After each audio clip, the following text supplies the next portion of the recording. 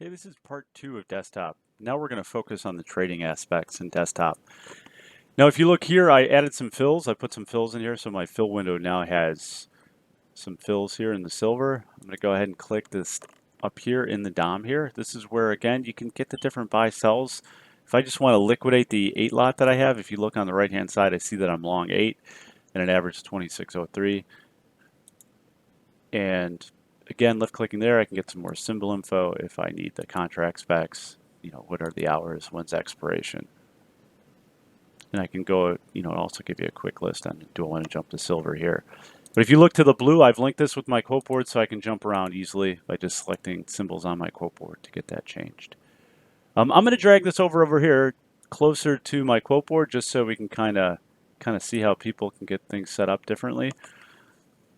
Like right now we see the fills here. You could add these different tabs. If I come to this trade button, they're found under trade. So if I need my fills window, heat, there's an order heat map. There's a lot of different things, but if I want to say, just generally, I want to see if I've had any cancel orders, I can add it here to these tabs.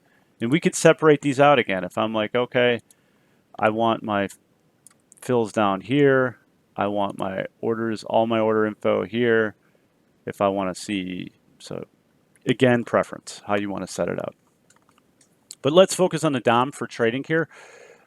If we left click on a price, like we've got silver here, if I want to sell one at $26.95, I can left click on the price. You're going to see it change on these buttons. So $26.95, I can go ahead and click the button to sell one. And it immediately went in. I have confirmations off.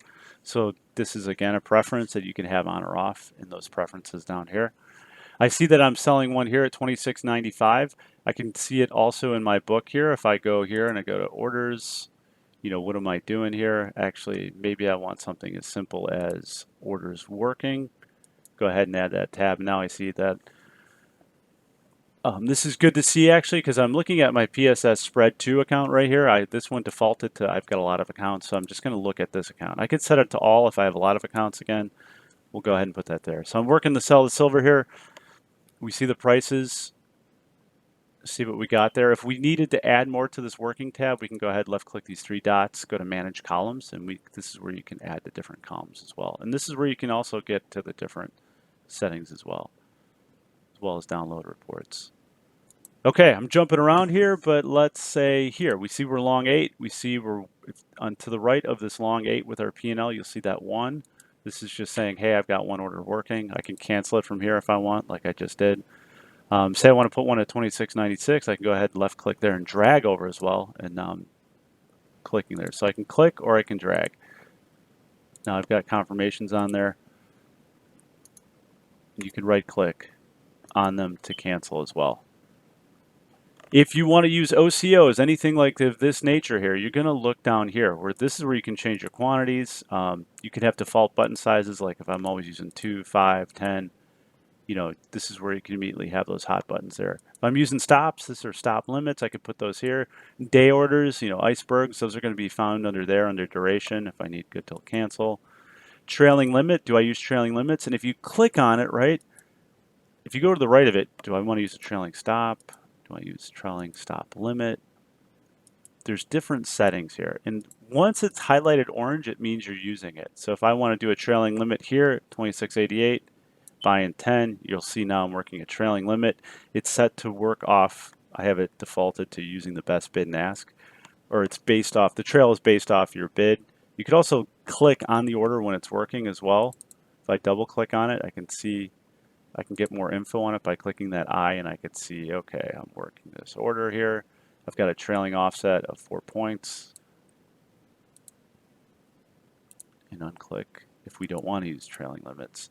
Same with brackets or OCOs. If we left click here to the right, this is where I can turn brackets on if I just want OCOs. If I'm using OCOs, again, I can left click on it, highlight it.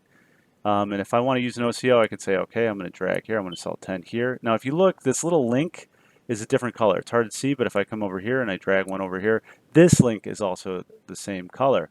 But there's nothing working yet. It's not shown yet. I have to hit the OCO submit button here. Now, once I hit submit, they go live, and then I see them in my working tab here. And these are linked to OCO, and you can get the order details as well. If I want to get rid of these guys, again, I see that I'm working 30 lots on the upper right-hand side. I can click here and just, cancel these if I don't want to work any of these. If I want to go to brackets, we can go to a custom bracket. We can turn on brackets. I've got it set to trailing stop, and I also have it stop limit. We could just come here and go to custom brackets, and we could say, hey, maybe I just want to stop loss order it. I want it to just work it in here. Ticks, price, there's a lot of different settings here, but say I just want a stop loss to go in, and maybe I want it, 10 ticks. I could also just type, say maybe I want it 20 ticks. Maybe a stop, trailing stop. I'll do a trailing stop here. We'll hit OK. And if you look, if I highlight that, you'll see that I'm not using the profit target order. I'm just using my stop loss. And if I go ahead and buy 10 at the market here, I'm filled, which is nice. And you see it immediately placed one 20 ticks away on a stop here, a trailing stop.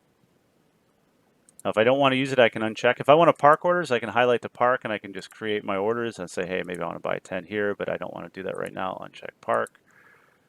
And it's just getting used to that park functionality. If I want to buy 20 here, and if I uncheck park, they're going to go in. You can right click to cancel these as well. Down here right below this is if you can compress. This is a compression tool. A lot of times people accidentally compress the markets, and you're just, like markets like heating oil, for example, if we were to look at that, that's where, you can compress that price level. This, again, this is just one way to trade. There's a lot of different ways. If you come over to the trade button, there's also like a spreadsheet trader. Some people like that. If I go ahead and add it here, I'll just go ahead and add this list as well. And I'm going to put it down here just to maybe cover a whole page here. We can kind of get a little bit of an idea of the different styles of trading. And maybe I'll put it up high so if we find that.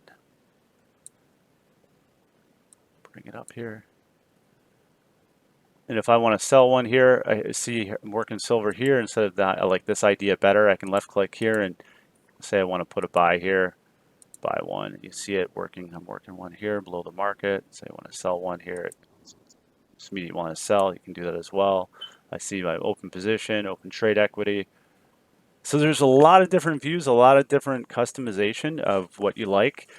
And yeah, so if you have any questions, please reach out to us and happy to run through it with you as well, personally.